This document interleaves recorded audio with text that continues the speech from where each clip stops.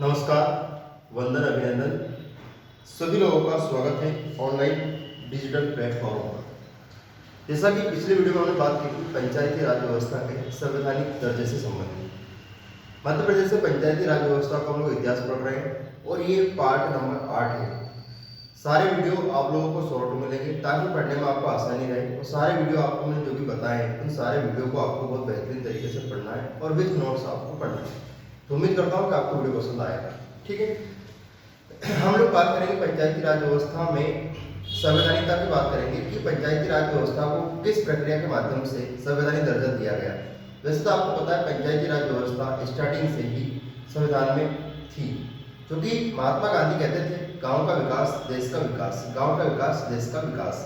और इस बात को कहने के चक्कर में क्या हुआ कि जब 26 जनवरी 1950 को भारत का संविधान लागू होता है तो उसी प्रक्रिया के दौरान पंचायती राज व्यवस्था के नीति निर्देशक तत्व के तहत अनुच्छेद नंबर 40 में पंचायती राज व्यवस्था का उल्लेख किया गया, जिसमें साफ साफ कहा गया था कि प्रत्येक राज्य सरकार राज्यों के लिए पंचायत का गठन करेगी। लेकिन इतनी सी बात थी, इसमें कोई नियम कायदे नहीं थे किस प्रकार से करेगी, कौन कौन से राज्यों को पंचायती राज व्यवस्था का गठन करना अनिवार्य रहेगा या नहीं रहेगा, इसमें कितना आरक्षण दिया जाएगा, इसमें कितनी उम्र होगी और इसमें कितने स्तर होंगे। इस तरह की कोई भी बात नहीं की गई थी। बस इतना सा लिखा था कि राज्य सरकार प्रत्येक राज्यों के लिए पंचायत का गठन करेगी। इतनी सी बात लिखकर चले गए बाबा साहब। फिर धीरे धीरे पंचायती राज व्यवस्था को जमीनी स्तर पर लाने के लिए कई प्रकार के सुधारों की आवश्यकता पड़ी, कई प्रकार के नियम कायदे बनाए गए। आज जो वर्तमान में हम लोग पंचायती राज व्यवस्था देख रहे हैं, ये कई प्रकार की संशोधन से गुजरी हुई प्रक्रिया है। इसमें कई प्रकार के लोगों का हाथ है।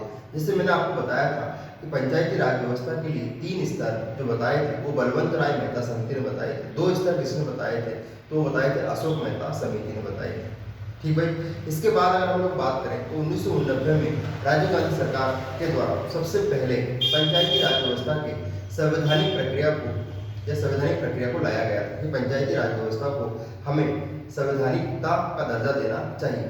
लेकिन हुआ क्या, इन्होंने पंचायती राज व्यवस्था को लेकर 64वां संविधान संशोधन करा और 64वां संविधान संशोधन कर तो दिया, लेकिन इनकी भूल बहुत बड़ी हुई कि पंचायती राज व्यवस्था को जो शक्ति पावर मिलना चाहिए थी, एक्चुअल में शक्ति पावर इन्होंने नहीं दी पंचायतों को।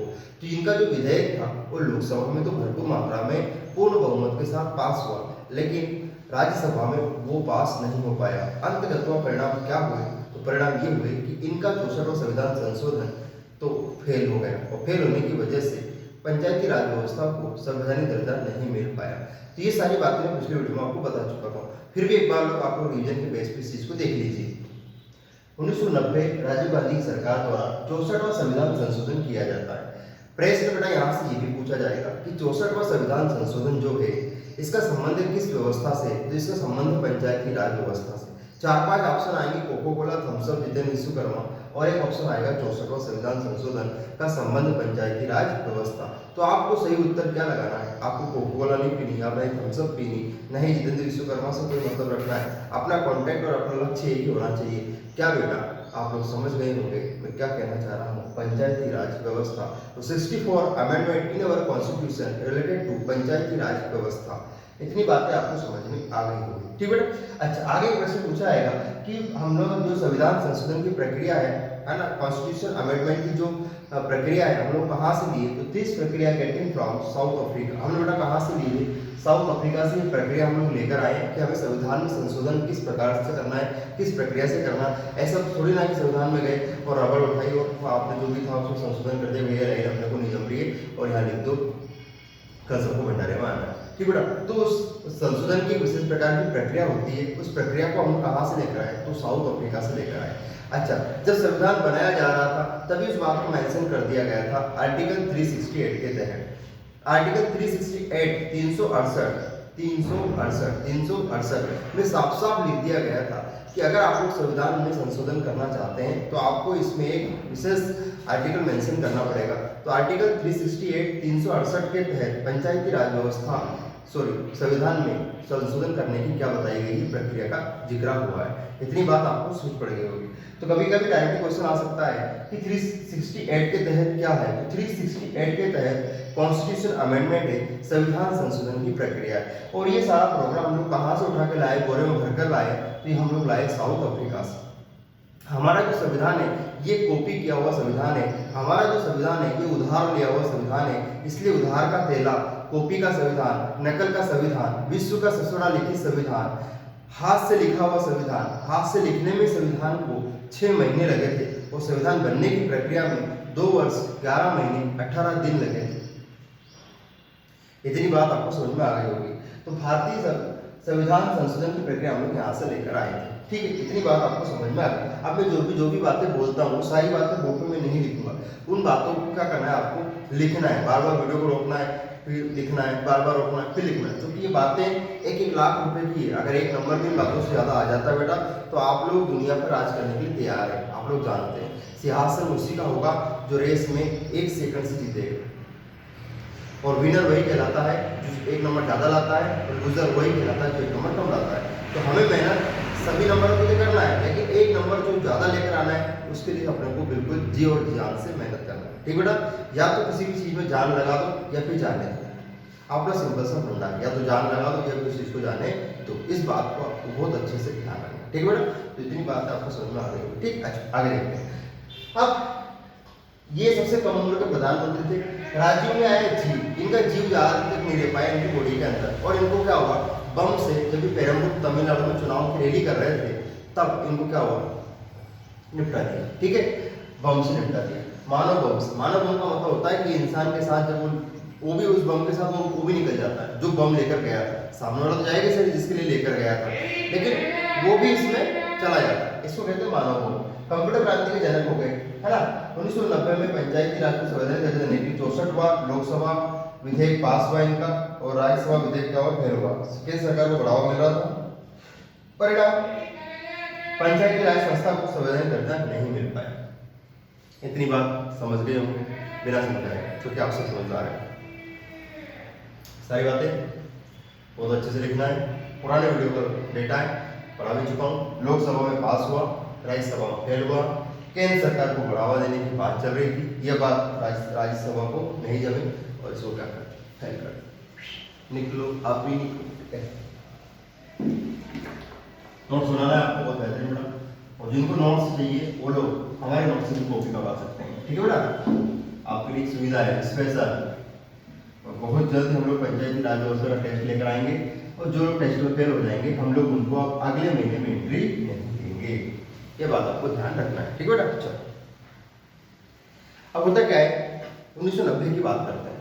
1990 में जो खेल हुआ उस खेल का सारा जिक्र आपके सामने है। अब बात करते हैं 1990। 1990 में कौन आते हैं, वीपी सिंह आते हैं। वीपी सिंह बोले तो विश्वनाथ, पी बोले तो प्रताप, विश्वनाथ प्रताप सिंह। ठीक, ये जैसे इनने भी बात करी कि पंचायती राज व्यवस्था को क्या दिया जाए, संवैधानिक दर्जा दिया जाए, इनने भी बोला।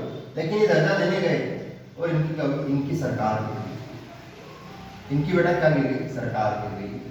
मतलब इनका सपना ही रह गया। इनका सपना क्या रह गया, सपना ही रह गया। 1990 में वीपी विश्वनाथ प्रताप सिंह देश के प्रधानमंत्री थे।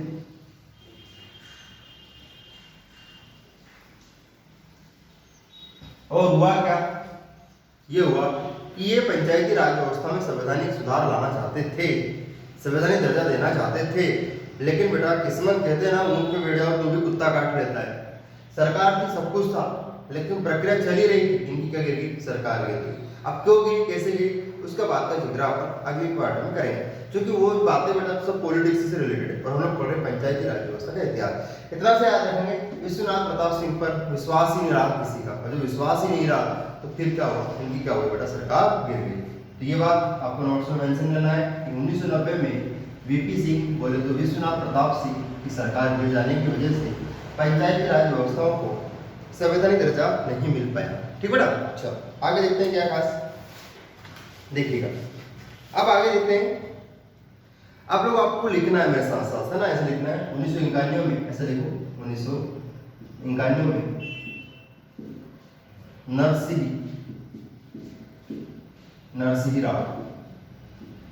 नरसिंह राव सरकार ने पुनः पंचायती राज से संबंधित विधेयक, पुनः पंचायती राज से संबंधित विधेयक लिखना आपको ना साथ साथ, विधेयक पुनः पंचायती राज से संबंधित विधेयक संसद में प्रस्तुत किया। देखो 1990 में हमारा काम नहीं हो पाया, 1990 में भी हमारा काम नहीं हो पाया, और हम लोग आगे बढ़ चुके हैं। 1991 में नरसिंह राव की सरकार है, पुनः पंचायती राज से संबंधित विधेयक मतलब वही पंचायती राज से, क्या मतलब पंचायती राज को क्या देना चाहते हैं, संवैधानिक दर्जा देना चाहते हैं, और संसद विधेयक संसद में क्या किया, प्रस्तुत किया। ठीक बेटा, कब किया, 1991 में क्या हो गया, संसद में पुनः प्रस्तुत हुआ। ठीक है, अब लिखिएगा, अभी लोकसभा में कब प्रस्तुत हुआ, संसद में मतलब दो जगह प्रस्तुत होगा। अगर डायरेक्ट पूछे तो 1991, और अगर स्पेशल पूछे, स्पेशल मेंशन करके पूछे बेटा, तो लोकसभा में लिखेंगे 22 दिसंबर 1900, बताओ क्या है, 22 दिसंबर 1992। ठीक है, सरकार आती कब, 1991 में। नरसिंह राव द्वारा पुनः पंचायती राज व्यवस्था विधेयक संसद में प्रस्तुत किया गया, और लोकसभा में प्रस्तुत किया गया तो 22 दिसंबर 1992 को पेश किया गया। याद रखना है, 22 दिसंबर 1992 बहुत इंपॉर्टेंट है। ठीक है, डायरेक्ट पूछे, कुछ नहीं पूछे कि सरकार कब बनी तो 1991 कर देना। लोकसभा मेंशन करके पूछे तो लोकसभा मेंशन 22 दिसंबर 1992 बेटा। और अगर आपसे कौन सी सभा पूछे, राज्यसभा पूछे, तो राज्यसभा में लिखेंगे 23 दिसंबर 1992। चलो, अब नरसिंह राव की सरकार आती है 1991 में। इनके द्वारा पुनः पंचायती राज व्यवस्था संबंधी विधेयक संसद में प्रस्तुत किया जाता है। लोकसभा में विधेयक प्रस्तुत हुआ 22 दिसंबर 1992 को, और राज्यसभा में विधेयक प्रस्तुत हुआ 23 दिसंबर 1992 को। दोनों ही सदन में जो प्रस्तुत हुआ था, मैंने आपको डेट सहित मेंशन किया है, तो आपको घबराने की जरूरत नहीं। अब क्या हुआ, लोकसभा से भी विधेयक पास हो गया है और राज्यसभा से भी विधेयक पास हो चुका है। अब विधेयक दोनों से पास होने के बाद जब भी कोई विधेयक कानून बनता है तो उस पर हस्ताक्षर जरूरी है। क्या जरूरी है, हस्ताक्षर, वो भी किसके बेटा, राष्ट्रपति के, है ना। तो आप लोग किसके पास जाएंगे, राष्ट्रपति के पास जाएंगे। और उस टाइम पर राष्ट्रपति कौन थे, शंकर दयाल शर्मा। कौन थे बेटा, शंकर दयाल शर्मा। और शंकर दयाल शर्मा जैसे ही इसके ऊपर क्या करेंगे, हस्ताक्षर करेंगे, हस्ताक्षर घिसेंगे 2 रुपए के पेन से, और 2 रुपए के पेन से हस्ताक्षर करने के लिए ही राष्ट्रपति 5 लाख रुपए लेता है। कितना लेता है, 5 लाख। तो राष्ट्रपति की उम्र कितनी बेटा, उम्र तो 35 है, लेकिन पैसा कितना मिलता है, तो पैसा मिलता है 5 लाख। कितना, 5 लाख। 35 उम्र है, पैसा 5 लाख। 35 उम्र है, पैसा 5 लाख। और कोई व्यक्ति अगर आपसे पूछे भी बेटा कि आप अभी तक नौकरी क्यों नहीं कर रहे हैं, तो बोल देना कि मैं भी राष्ट्रपति की तैयारी कर रहा हूँ, मेरी उम्र 35 नहीं है। ठीक है, तो इस तरह भी आप लोगों को मूव कर सकते हैं। ठीक, चलो 20 हो गया, 22 हो गया, 23 हो गया। आगे लिखेंगे 20 अप्रैल 1993 को, 20 अप्रैल 1993। धीरे धीरे तारीख बढ़ती जा रही है। 20 अप्रैल 1993 तत्कालीन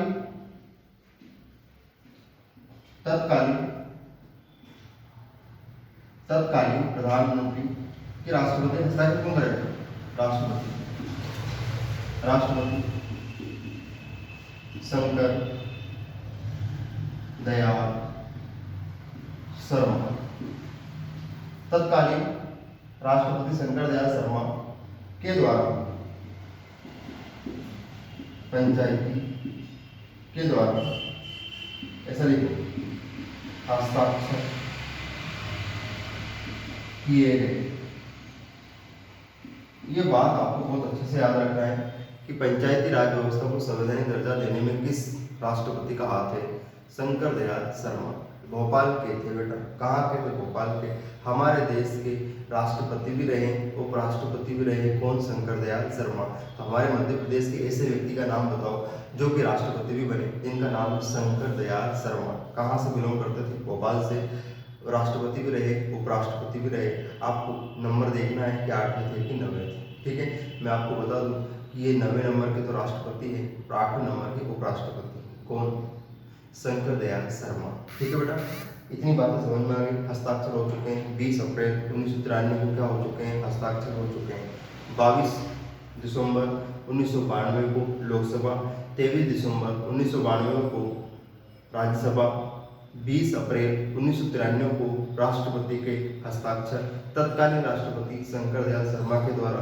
और अब हम लोग बात करेंगे कि हस्ताक्षर होने के बाद संपूर्ण देश में यह व्यवस्था कब से लागू की गई। तो लिखिएगा आपको 24 अप्रैल 1993 से पंचायती राज को 24 अप्रैल 1993 से 24 अप्रैल 1993 से पंचायती राज को पूरे देश में लागू कर दिया गया। तो पंचायती राज को पूरे देश में कब लागू किया गया? 24 अप्रैल 1993। ये डेट आपको याद रखना है, ये तारीख आपको याद रखना है। ये तारीख क्यों याद रखना है? क्योंकि इसका बहुत बड़ा कारण है कि 24 अप्रैल को हम लोग पंचायती राज दिवस मनाएंगे। क्या मनाएंगे बेटा? पंचायती राज दिवस मनाएंगे। अब मैं जो बातें बोल रहा हूँ ये बातें आपको लिखना है। सन 2010 से पंचायती राज दिवस मनाना प्रारंभ हुआ। सन 2010 से पंचायती राज दिवस मनाना प्रारंभ हुआ। सर, पंचायती राज व्यवस्था तो 1993 में ही लागू हो गई थी संपूर्ण देश में। तो ये नया प्रोग्राम क्या है बेटा? तो बेटा नया प्रोग्राम मैं आपको बता देता हूँ कि 24 अप्रैल को हमारे देश में पंचायती राज व्यवस्था लागू हुई 1993 से। तो क्या अपन शुरू दिन से मना देंगे? बाद में धीरे धीरे बात आगे बढ़ेगी। यार अपन फुर्सत में बैठे नेता लोग क्या करें? तो 24 अप्रैल 2010 में इनको याद आया, तो 2010 से इनने 24 अप्रैल को क्या मनाया? पंचायती राज दिवस मनाया।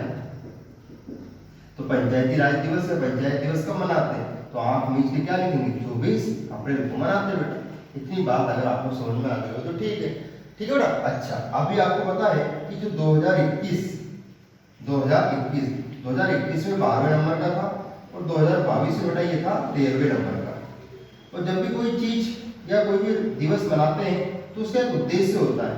ये लोग हर प्रोग्राम के क्या रखते हैं? थीम रखते हैं। क्या रखते हैं? थीम। कि जब भी कोई दिवस मनाएंगे तो उसका उद्देश्य क्या होगा? बार बार पंचायत की बात थोड़ी ना की जाएगी पंचायती राज दिवस में, है ना? तो ये क्या करेंगे? कोई सा भी कार्यक्रम करेंगे तो उसका उद्देश्य होगा। उद्देश्य को अपन क्या बोलेंगे? थीम बोलेंगे। क्या बोलेंगे? थीम। और इसका उद्देश्य था इतिहास का महत्व। अगर आपसे पूछे कि वर्तमान में जो पंचायती राज दिवस मनाया इसकी थीम क्या थी? तो इसकी थीम थी इतिहास का महत्व। जैसे हम लोग पढ़ाई कर रहे हैं तो अभी हमारी थीम क्या है? पटवारी में सिलेक्शन लेना, है ना? अब इनकी थीम क्या है? इतिहास का महत्व। जब भी कोई कार्यक्रम करते हैं तो कार्यक्रम में किस विषय के ऊपर चर्चा करेंगे? कार्यक्रम इकट्ठा तो हो गए नेता लोग, बिस्लरी का पानी पी लिया, चिप्स भी खा ली, ढोकले भी खा लिए, लड्डू भी खा लिए, सब खा, लेकिन किस विषय पर चर्चा करेंगे? तो ये चर्चा करेंगे कि इतिहास हमारे लिए क्यों जरूरी है, इतिहास का हमारे जीवन में क्या महत्व है। इनके बारे में इन लोगों ने क्या करी बेटा? चर्चा करें। ठीक बेटा। तो ये बातें आपको याद रखना है। अब हुआ क्या? पंचायती राज दिवस मना लिया, लेकिन पंचायती राज व्यवस्था को संवैधानिक दर्जा देने के बाद 2004 में इनकी नींव खुलती है। क्या खुलती है? 2004 में इनकी नींव खुलती है। और 2004 में 27 मई 2004 को पंचायती राज व्यवस्था पर निगरानी रखने के लिए, उनकी देखभाल करने के लिए, उनकी समस्या सुनने के लिए, उनको पैसा देने के लिए, वो भ्रष्टाचार में ज़्यादा से ज़्यादा भाग ले सके, इसके लिए स्पेशल पंचायती राज विभाग की स्थापना की गई। तो पंचायती राज विभाग, पंचायती राज मंत्रालय की स्थापना 2004 में की गई। विभाग 2004, दर्जा 1993 और दिवस की शुरुआत 2010 से मानी जाती है। तो दोस्तों, आपको वीडियो पसंद आया होगा। वीडियो अगर पसंद आता है तो आप मुझे व्हाट्सएप पर पर्सनल बताएं कि सर हमें सब कुछ समझ में आ रहा है, किसी प्रकार की समस्या होती है तो आप मुझसे कॉन्टैक्ट कर सकते हैं। मिलते हैं अगले वीडियो में।